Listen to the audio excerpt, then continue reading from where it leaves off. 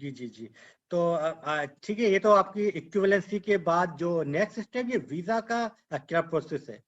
या directly visa मिल जाता है या आपको स्टडीज करना पड़ती है, क्या एक प्रोसेस है बेसिकली? उसमें ये है कि जो फार्मासिस्ट कम्युनिटी या कुछ और हेल्थ सेक्टर के जो लोग हैं, या हेल्थ सेक्टर के अलावा भी कोई डिपार्टमेंट से लोग आना चाह रहे हैं, इंजीनियर या कुछ ऐसे, तो उसमें उनकी स्टडीज ऑलमोस्ट कंप्लीट होती हैं ग्रेजुएशन लेवल तक, जैसे फार्मासिस्ट की होती है।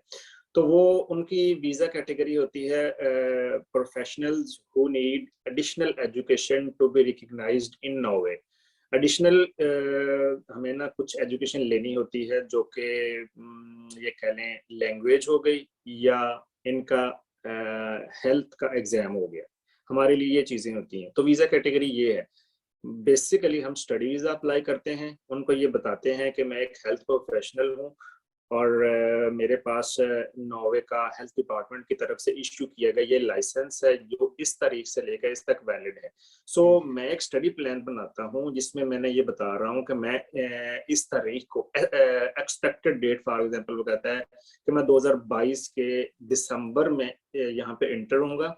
इंटर होने के बाद ये लेवल 1 है लैंग्वेज का, मैं इस यूनिवर्सिटी से पास करूंगा। लेवल 1 4 महीनों का, उसके बाद लेवल 2 करूंगा, लेवल 3 करूंगा। सो एक प्रोपोज्ड प्लान बना के हम एम्बेसी को देते हैं विद लाइसेंस कॉपी और कुछ और रिक्वायरमेंट्स, जिसमें आपने रहना कहाँ पे है आके, और आपके पास सफिशिएंट फंड्स होने चाहिए so that you can live there.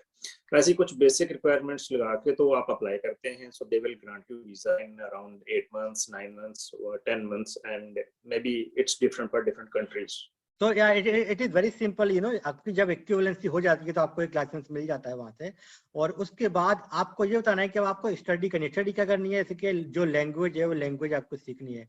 तो जैसे बताया Yes. आपके भाई ने कि लेवल 1 2 3, तो ऐसे लगा लीजिए कि अराउंड में कि 10 महीने से लेकर 12 महीने तक आपको वो लैंग्वेज सीखनी है। आपको एडमिशन लेना है किसी यूनिवर्सिटी के अंदर, और तो फिर जो है आपको ये वीजा मिल जाता है। और आपको ये जो बताया कि आपको जो है वहाँ पर कहाँ कहाँ पे आप रहेंगे, तो बहुत सारे टाइम पे जो अपनी कम्युनिटी होती है, फॉर एग्जांपल मैं यहाँ सिडनी में जब मैं आ रहा था तो मुझे भी नहीं मालूम था कुछ भी, तो मैंने क्या सर्च किया फेसबुक पे, Indians in Sydney, Indians in Australia, तो बहुत सारे ग्रुप मिल गए। फिर मैंने कुछ ग्रुप को ज्वाइन किया और वहीं से मुझे जो है एक, मैंने वहां पर एक लिख दिया था कि मुझे रूम चाहिए या घर चाहिए, तो मैंने ऐसा ढूंढा था। तो आप लोग भी थोड़ा स्मार्ट वे में काम कीजिए कि आपको कोई लकीर के फकीर मत बन जाइए कि आपको कोई बताएगा ऐसे कीजिए ऐसे कीजिए, अपना दिमाग भी थोड़ा लगाइए कि भाई आपको वहाँ दूसरी कंट्री में आप जा रहे हैं, एक तो लैंग्वेज का भी प्रॉब्लम है ना, तो और सेल्फ डिपेंडेंट रहिए, अपने ऊपर पूरा कॉन्फिडेंट रहिए ना कि जो भैया मैं वहाँ जा रहा हूँ तो कुछ प्रॉब्लम छोटी मोटी तो आएंगे ही आएंगे ना। तो आपको अपने आपको घर आपने पहले से ढूंढ लिया, आप कहाँ जाकर रुकेंगे, है ना, वीजा आपको मिल जाएगा। फिर आगे का जो प्रोसेस है फिर वो आप लोग, यहाँ पर कुछ लोग जाते हैं कि मास्टर डिग्री करने जाते हैं। फॉर एग्जाम्पल किसी ने फार्म डी या बी फॉर्म किया है इंडिया से और वो चाहता है कि मास्टर ऑफ फार्मेसी या मास्टर ऑफ पब्लिक हेल्थ, ऐसे किसी एक कोर्स में एडमिशन ले लेता है वो, और वो स्टडी वीजा पे जाता है, फिर उसके बाद में वो हाँ फर्दर करता है अपना काम। तो ये भी पॉसिबल है। ये भी बिल्कुल अच्छा रास्ता है। अगर आपने फॉर्म डी या बी फॉर्म अपने मुल्क से किया है तो आप नॉर्वे की किसी भी यूनिवर्सिटी में मास्टर्स में एडमिशन ले लें, और उसका एडवांटेज ये होता है कि आपको लैंग्वेज फ्री में सिखा देते हैं। साथ साथ 2 साल का मास्टर अगर है तो मास्टर फ्री के साथ साथ आपको, क्योंकि वो कहते हैं कि हमारे मुल्क में है तुम्हारी लैंग्वेज सीखें, maybe you will be living here in future.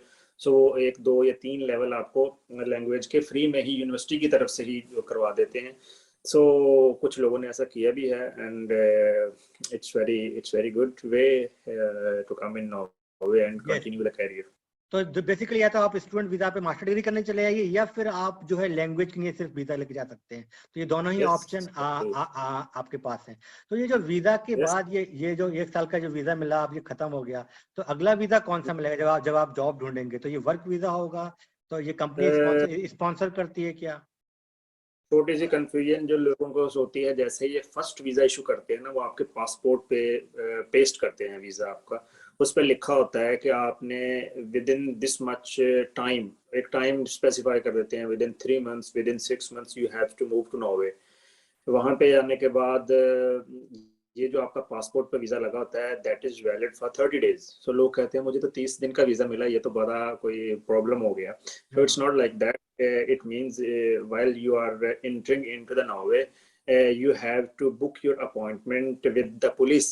Police के साथ अपॉइंटमेंट बुक करके आपको 30 डेज का वीजा जो है वो 1 साल में कन्वर्ट हो जाएगा. They will give you one residence card जो आपके पास रहेगा और उनके सिस्टम में आपका पूरा 1 साल का वीजा मिल जाएगा.